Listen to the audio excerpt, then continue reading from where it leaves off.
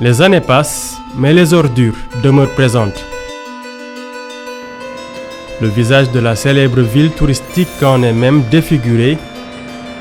te Ndar nañ ko xamee woon bu njëkk moom mooy dëkk bu set dëkk bu civilisé ba Sénégal yëpp naw leen tey jii mi ngi nii doon dëkk boo xam ni bokk na ci dëkk yu gën a tilim Sénégal. L'accumulation d'ordures imprime à Saint-Louis une image chaotique faite de berges encombrées par les nombreux déchets. mbalit mi def ci dex gi ñun nag lay lor ñoo ci yàqale suñu dex gi mënatuñ ci sangu mënatuñ ci def dara ndax mbalit. Entre autorités et population, on se rejette la responsabilité.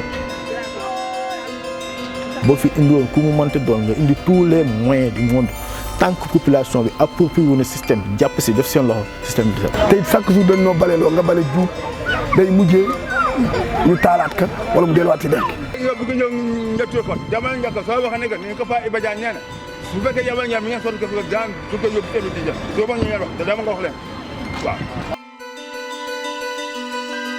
Une gestion problématique des déchets de la ville qui n'épargne pas la commune voisine de Gandon.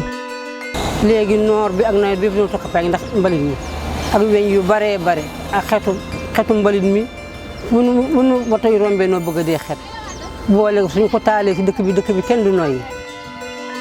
Une solution permanente tarde à être trouvée. Il n'y a pas une solution structurelle, il y a des dispositifs qui sont mis en place. Or, le temps presse avant que l'étiquette d'insalubrité ne soit définitivement liée à l'image de la première capitale du Sénégal.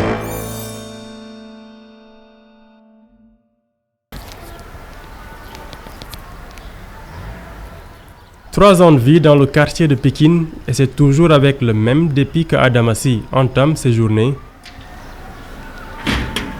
Cela fait des années qu'il se réveille avec les alentours de sa maison transformée en dépotoir. dañuy ñëw léeg-léeg ñu la fii bu fi tuur mbalit nga ñëw sa waay jël mbalit mi xool gauche xool droite gisoo kenn rek nga ñëw sotti si dem sa yoon mais dëgg-dëgg maire bi moom lu mu mën mi ngi koy def waaw ak borom sareet yi nekk si quartier yi GIE ak yooyu daal di jël mbalit bi di yóbbu tuur yi xam nga lii bi ñu ko fii def man fekkuma fi sax dañuy xool benn koñ bu làqatu rek ñëw rek yónni taalibe yi mu ñëw sotti ko fa dem seen yoon ñii mooy ñi nga xam ne nanguwuñu fay borom sareet yi nanguwuñ ko yóbbu fa ka maire soxlaa yóbbu ko. système bu mënti doon nga mettre en place tant que la population approprie na système bi contribuer ce système bi du dox population ñoo mën di ñuy xam seen waaw nga xam ne mbalit mi ñëpp ko bokk ku nekk nga def si la nga sa war a def ñu jàpp dëkk bi set mais tant que ñoo ngi liggéeyee nii population bi fu leen neex jox taalibe seen mbalit ñu sotti fu leen neex si dëkk bi du mos a set. À Guet Ndar, quartier habité par près de 30 000 personnes, la cohabitation avec les tas de déchets est presque devenue banale. La gestion des ordures par la mairie est aussi diversement appréciée. bu njëkk xëy na amoon na différence ba daan wut oto amul woon oto mbalit ay sareet daan jël waaye léegi oto mbalit moom sax day ñëw jël. booru dex gi nag mbaar yi nga gis képp ku toog ci mbaar mi yaa amee booru dex gi yaa koy bale ba mu set boo kiree yaay jënd suuf sëkk sa mbaar def sa yëpp bale booru dex gi ñoom loolu lañ nekk. chaque jour dañuy risqué di bale maladie mën nañ ci fekk lu ne mën nañ ci fekk mais nit buñ ko balee wut day yées parce que yoo sonal nañu à cause de mbalit ak ndox parce que même tiwa yi ñu defaroon dañ ko tuur mbalit ba tiwa yi dafa fat yow yaay dugg obligé jël ay bant wala nga jël ay rado di ko dindi ba mu set. dañuy am mbalit suba dañu koy am ngoon melul na ville bi melul na nord ñooñu seen mbalit yëpp mën nga ne du mat ay 1 kilo te bu ñu ko amee tey ba lañ koy amaat suba gendal si quartier bi ni ñu dëkkale ni li yàlla dindee la ñu peuplé suñu liggéey ak li mu laaj suñu liggéey si boppam dafa bari mbalit ñun danañ am mbalit suba dañu koy am ngoon même pôle la boo ko tegee fii damee rek day fees. tey chaque jour dañ noo baleloo nga bale juub day mujjee ñu taalaat ka wala mu delluwaat ci dex gi fekkoon oto bi chaque jour mu ñëw wala ñoo ne ay poubelles yoo xam ne buñ koy balee ba pare yëpp ka ci danañ dimbali trop. suñu amoon li ñu gënal ñuy jël si mbalit mi 100% ñu bañ ko def si dex gi parce que mbalit mi def si dex gi ñun nag lay lor ñooy si yàqale suñu dex gi mënatuñ ci sangu mënatuñ ci def dara ndax mbalit. te it booru dex gi pour mu baax il faut ñu drague bi mooy saltement bi dafa jiitu bale bi moo tax set bi gaaw. Ici, les habitants sont surtout nostalgiques de l'époque des GIE 7 hommes. Étant ces systèmes de récupération d'ordures par des groupements équipés de charrettes, profitaient surtout aux résidents des zones moins accessibles. da amoon tuuti tane bi fi dem ci yàlla Ndior Fall nekkee yal na yàlla yërëm ko rahmatulah moom daal bi mu fi nekkee mbalit mi gisoon nañ si tan ndax parce que moom amoon na volonté bu rëy di dugg si koñ yi di dugg si kër yi di toppatoo ay pôles yi indi gaa ñi di ci def mbalit mu koy jël ak ay saretam waaye depuis mu làqu ba léegi wax dëgg yàlla gisuma mbalit mi ñu koy jël si parce que benn oto moo fi am si goudron bi lay jaar ñi dëkk ci biir koñ yi te Guet Ndar fa peuple koñ yi dafa xat oto bi mënul jaar si koñ yëpp koñ yi ñi ci dëkk it du ñu mënee génne fa mbalit di ko teg ci télé bi ñu dëkk ci buntu kër yi ci télé bi dañ leen koy aay parce que bu ñu ko fi tegee te woto bi jël si ko day naaw di tasaaroo seen buntu kër yi ñoom du ñu am fu ñu ko def te benn sareet jaaratul si koñ di jël mbalit wala bu amee néew na man de gisatuma ko. non sareet yi gëj nañ fi ñoom am na côté yu ñuy jaar mais côté gerte yi daal man gëj naa leen gis parce que man daan na chaque fin de mois ma fay te gëj naa gis ku ma fay si te comme ku liggéeyul man loo fay si. En l'absence de charretiers, le dispositif actuel peine à prouver son efficacité. bac à ordures bac yu mag yi 18 bac la de 18 mètres cubes moom lañ réparti entre Goxu Mbaaj Sànce ba Diamaguène ak Gare Routière mais c'est largement insuffisant quoi par rapport à la population. Mais aujourd'hui, notre plus grand problème au niveau des déchets, c'est vraiment le comportement des populations. Parce que tout simplement, on met des bacs à ordures, on met des conteneurs. Par exemple, vous pouvez promener, hein, vous allez voir un conteneur qui est là, qui n'est pas rempli, alors que les ordures sont tout autour. Parce que tout simplement, les populations, soit de manière inconsciente ou consciente, préfèrent déposer les ordures en dehors du conteneur que dans le conteneur. Ça, c'est un.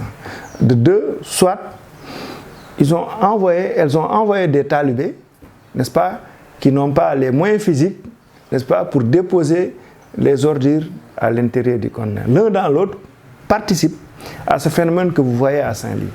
On a mis une brigade d'hygiène qui se charge, n'est-ce pas, de veiller à ça, mais malheureusement, les choses se font parfois la nuit. Alors, comme disait l'autre, comme on ne peut pas mettre derrière chaque Sénégalais un policier, ce qui fait que la situation reste entière. À Goxu Mbaaj, la situation est un peu plus désastreuse. Tous les bacs à ordures sur notre chemin sont pleins à ras-bord. Difficile d'empêcher que les déchets soient déversés à côté. Trouvé sur place, Siba Diagne, le chef du conseil de quartier, tente de dissuader les jeteurs d'ordures.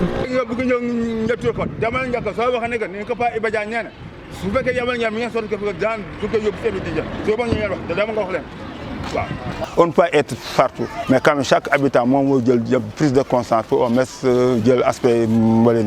Maintenant, nous au niveau de faisant sur nous conduit, dafa am bor dekk ñu subar duñ ko occuper de manière sauvage, soit disant ay borom daara lañu, soit disant ay jàkkaloon ba nga xam ne kon ñu bari duñ ko fat. Et benn artère moo fay nekk lu mat presque sur une distance de 500 mètres ñëpp foofu la ñuy tuuree. Et si on fait attention, il faut aussi un problème. Mais il s'emploie surtout et avec grande peine à solliciter la venue du service de nettoiement dans son quartier. Moi, problème est fréquent. Les responsables devant vous, ça m'a il n'y a pas assez de bennes aussi au niveau de Goxu Mbaaj. Goxu Mbaaj, par exemple, il y a un quartier, il y a des peines tassées, nous ramasser régulièrement. Mais quand il s'agit de Goxu Mbaaj, il faut nous positionner des bacs régulièrement, une fois par semaine, bac vide. En réalité, le retard est explicable. Le parking du service de nettoiement de la ville n'est pas des plus rassurants. Tracteur. Ben kii bi tracteur pelle bi moo gaare nii quoi bii mooy auto personnel bi bii mooy camion routier bi nga xam ni mooy évacuer déchets yi bii aussi mooy benn tasseuse la aussi day def circuit mbalit. Le personnel est obligé de s'accommoder à l'insuffisance de moyens aggravée par les pannes récurrentes. benn tasseuse dafa panne beneen bi camion routier la.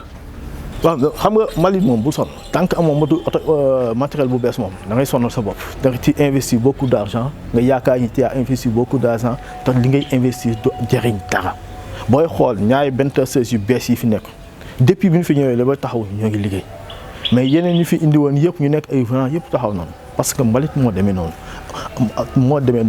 liggéey bu doy waar la dafa am yu bari yu nekk si biir yoo xam ni boo nekkul si biir mënoo ko xam donc boo amee matériel bu baax di sàmm matériel bi di toppatoo matériel bi loolu mooy doxal matériel te matériel lu nettoiement chaque semaine la nga koy toppatoo di ko nettoyer di ko yooyu mooy tax sàmm matériel bi bu fekkee loolu amul nag amoo pièce de change amoo dara bon man nga investir beaucoup d'argent parce que loo koy investir mooy que ni oto bi day paan ñaari fa daan nga comme ni ki gars yi def nga taf yëngal foofu amul sens matériel nettoiement da nga war jënd matériel bu bees mu leer na matériel bi nga jënd lu mu néew dana dem 6 ans 7 ans du am panne mais bu fekkee da nga wuti matériel venant boo xam ni bu ñëwee bu daw ba sotta ñëw fii bu fi dawee 1 an 2 ans avec les peu de moyens que nous avons à la municipalité day tomber en panne système bépp yàquwaat.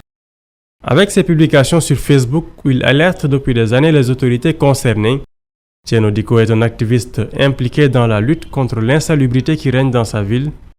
Pour lui, l'insuffisance d'action de la mairie en est la cause principale. boo xoolee tout le temps may dénoncer insalubrité bi à Saint-Louis c'est parce que gestion insalubrité Saint-Louis dafa des maanaam toppatoo gi war a am ci mbalit gi nga xam ne moom moo nekk Ndar te mairie bi war ko def liggéey boobu dafa des lu bëree dafa sooxe daal. ñi ngi jël xaalis di ko dugal si yeneen yoo xam ni ñoo gën a ñàkk fayda que loolu di organiser ay concert di si dépenser ay loo xam ni àgg na 30 millions te alors que yaa ngi am ñetti camion yoo xam ne dañu paan waroon dugg ci biir dëkk bi jël mbalit mi defuñu ko.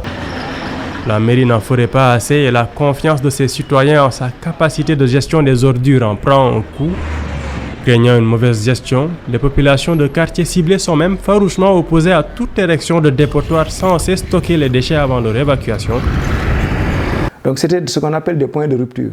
C'est-à-dire comme les charrettes ne pouvaient pas faire de très grandes distances, donc les charrettes déversaient les ordures là-bas. Mais malheureusement, pour une mauvaise exploitation de ces systèmes-là, des sites relais, donc quand même les sites relais ont été dénoncés le plus souvent par les populations, n'est-ce pas, qui les considéraient comme étant des décharges publiques avec tous les problèmes de santé publique que ça pose. boo gisee yenn quartier yi di ko bañ seen gox moom mooy mairie bi liggéey bu mu ci war a defu ko ci fekkoon dafa ñëw tabax site relais bu correct boo xam ni mbalin ma du sonal askan ba buñ ko fa bàyyi ay semaine ba muy xeeñ di indi xet di lor askan ba nit ñi loolu duñ ko nangu en fait loolu duñ ko nangu. ñu si bëri si digg bi nañuy sotti loolu mooy kër yi nga xam ni gars yi dañ leen di rembale ñoom foofu la ñuy sotti actuellement ñu si bëri seen mbalit mu nekk ay difficultés yu mag. Mais on est obligé parce que aussi, comme je vous ai dit, comme les charrettes ne peuvent pas faire une grande distance pour aller au GIE, etc., donc on a préféré pour le moment, n'est-ce pas, créer ce dépôt de Pikine. C'est vrai que c'est pas une solution, n'est-ce pas, durable, mais c'est une solution en attendant qu'on trouve une solution durable. ñi si kaw dig bi booy xool en général gars yi def fondation ñooy waxante GIE dem sotti ko foofu donc ça va être très difficile nga jël te boobu puis zone boobu c'est pas accessible avec la pelle mécanique du fa mën dugg parce que ay zone marécageuse lay doon boo fa duggati risque embourbé foofu. booru dex ga foofu moom moo gën a catastrophique foofu dencukaay du jee dencukaay mbalit parce que béréb la boo xam ne day tooy milieu bu humide la boo xam ne dafay gaaw a jur ay sax dafay gaaw a jur lu mel ni ay weñ dañ ciy nen ak yooy bu ko defee ak feebar yi si mën a juddoo lépp day dem aussi songe ji population bi pour ñoom dañ ko isolé alors que foofu la gën a nekkee loo xam ne dafa vulnérable foofu la nit ñi di gën a amee lor.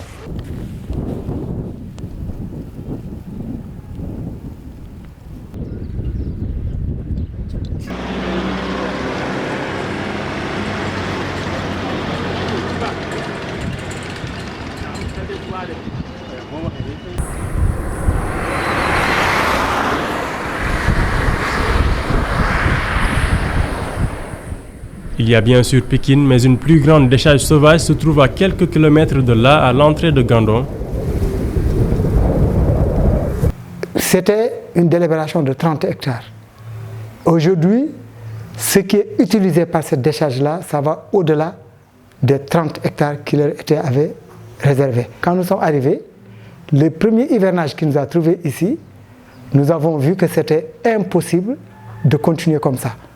Déjà que les camions n'arrivaient pas à entrer dans le site et déversaient jusqu'à la route nationale, et même de l'autre côté, en dehors du site qui est réservé. Et c'était vraiment une décharge publique, et donc ça a posé tellement de nuisances que nous avons demandé qu'ils arrêtent. Et quand nous avons demandé qu'ils arrêtent, donc Madame le maire s'est adressée au ministère de l'Environnement de ce moment-là. On a demandé, on a fait des démarches. Et nous, ce qu'on voulait, c'était justement arrêter cette décharge. Mais finalement, on a suivi la demande de retrait de l'agrément. Et depuis lors, il y a une demande de retrait de l'agrément. Et malgré tout, ils continuent à faire de la décharge. Bon, amul alternative actuellement mbalit mi yëpp fa la jëm ci décharge bi quoi.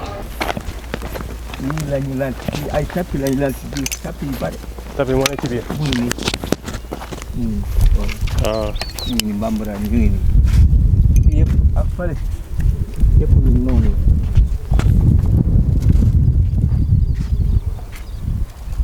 waaw mooy yooyu. am na bu nekk ci suuf beneen mi ngi suuf.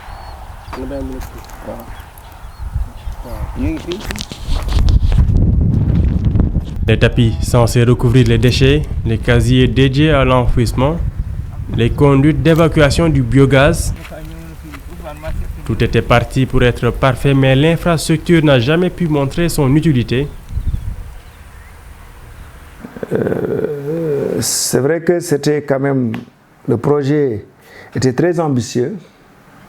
L'idée du projet, dans le cadre de ce qu'on appelle le PNSL, Programme d'appui au nettoiement de Saint-Louis, voulait mettre à la disposition de Saint-Louis des centres d'enfouissement technique moderne comme à l'européenne. Mais malheureusement, pour plusieurs raisons, les travaux n'ont pas été achevés. Ce qui fait qu'in fine, au moment où il faut exploiter le centre d'enfouissement technique, toutes les conditions n'étaient pas réunies pour son exploitation normale. Et pourtant, lors de son inauguration en 2008, on estimait qu'elle sonnerait les adieux au tas d'immondices qui ne bénéficieraient d'aucune précaution particulière à Saint-Louis. Objectif non atteint, le centre d'enfouissement technique n'a finalement existé que de nom. La faillite du centre d'enfouissement technique fait toujours émerger l'absence de solution de traitement des déchets à l'échelle de la ville saint-louisienne. Partout où ils passent, dans tous les villages, sur la rue, partout, ils laissent des ordures. Et quand ils arrivent, ils les déversent et ce n'est pas trié. Il n'y a pas de tri. Ce n'est pas une gestion des ordures qui se fait. C'est qu'on prend des ordures brutes, on vient, on les pose. Et il y a tout dedans. Centre de tri amul Ndar. Foo xam ni foofu la ñuy seggee mbalit mi lépp luy plastique ñu teg ko boor lépp luy weñ ñu teg ko boor lépp loo xam ni mbalit mu tooy la ñu teg ko boor loolu amul Ndar loolu tamit tant que mairie bi liggéeyul ci loolu problème mu mbalit Ndar du neex a defar. Dans le cadre de ce projet de l'État qui s'appelle Promoged, donc une des composantes du projet c'est la réhabilitation du centre d'enfouissement technique en faisant de ce centre ce qu'on appelle un CIVD, un centre, je pense, CIVD, le cadre de valorisation des déchets. Donc, ils ont inclus valorisation, c'est-à-dire que voilà, le recyclage, etc. Ici, le seul recyclage est le fruit du travail de ces récupérateurs artisanaux travaillant à leur compte. Le reste des déchets se consume perpétuellement, tout en dégageant des nuages de fumée toxique. Une des nombreuses nuisances que doivent endurer les habitants de Gandon, aujourd'hui déçus par la tournure du projet.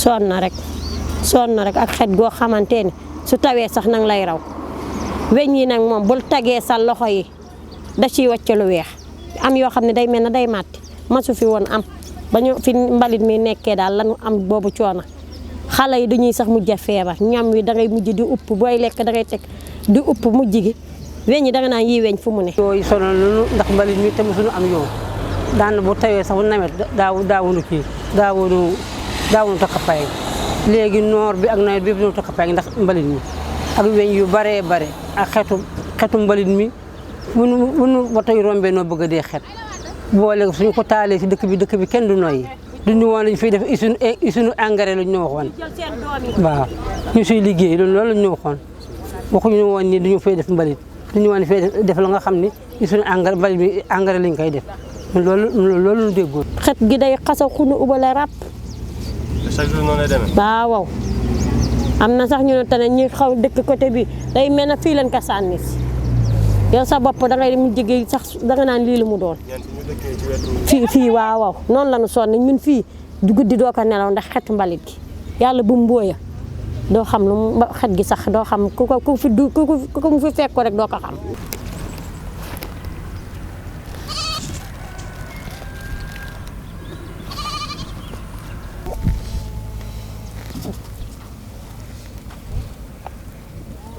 bari ɗo kam nafoon amen haydara ala nafoor ndir te wona bonnete comme amen usten kam wona comme amen ɓesde waliɗo ndir ko amen nafi wara ka cewɗo rek wadde buuɓe fof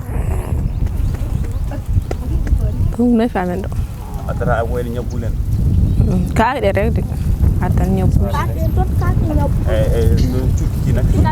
cuurki nek ara amen eke ara haga ande cuuɗi ka eyyi kay buuɓi ɗi fof gara ñamdel yimɓe fof sumlade fof huɗo woodi fof cum laade nde sin waɗi huɗo sin jappilama toon ren de heɓɓo laade nde. En 2017 déjà, une grande usine de traitement de déchets était annoncée en grande pompe, mais elle n'est plus à l'ordre du jour. La décharge de Gandon est partie pour durer. La commune de Gandon, victime collatérale de l'incapacité de Saint-Louis à se défaire des déchets qui façonnent son décor actuel. Au-delà de l'impact sanitaire, l'insalubrité chronique risque de porter préjudice au tourisme, un des 3 principaux secteurs économiques de la ville de Saint-Louis.